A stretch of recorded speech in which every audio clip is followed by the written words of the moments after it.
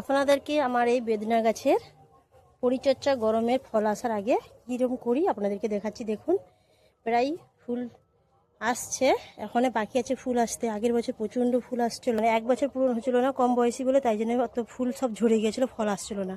আর আজকে আমি mix fertiliser এবার দিচ্ছি।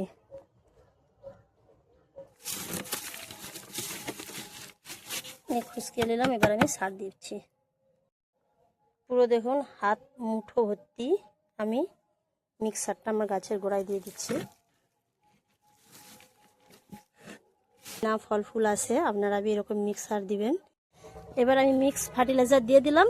এবার আমি এটাই, এই দেখুন এই আমার হাতে আছে ডিম সিদ্ধর পানি। ডিম সিদ্ধর পানিটা ক্যালসিয়াম, আর ক্যালসিয়াম থাকলেও গাছে ফল ফুল ভালো আসে।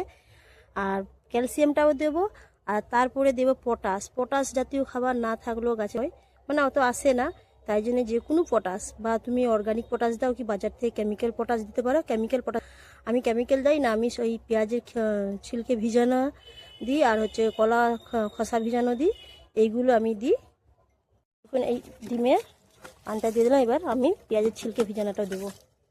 দেখুন এটা পেঁয়াজ ভিজানোর পানি, আমি 2 দিন আগে ভিজিয়েছিলাম, এই পানিটা দেব। আর ডিম সিদ্ধর পানিটা আমি কখনো ফেঁকি না, প্রায় সব গাছে আমি দিয়ে দিই। আর ওটা আমার দেশি মুরগির ডিম সিদ্ধ পানি, ওটা আমার সবসময় গাছে আমি সবসময় দিই, ফেঁকি না, নষ্ট করি না পানিটাকে, ওটাই ভরপুর ক্যালসিয়াম আছে।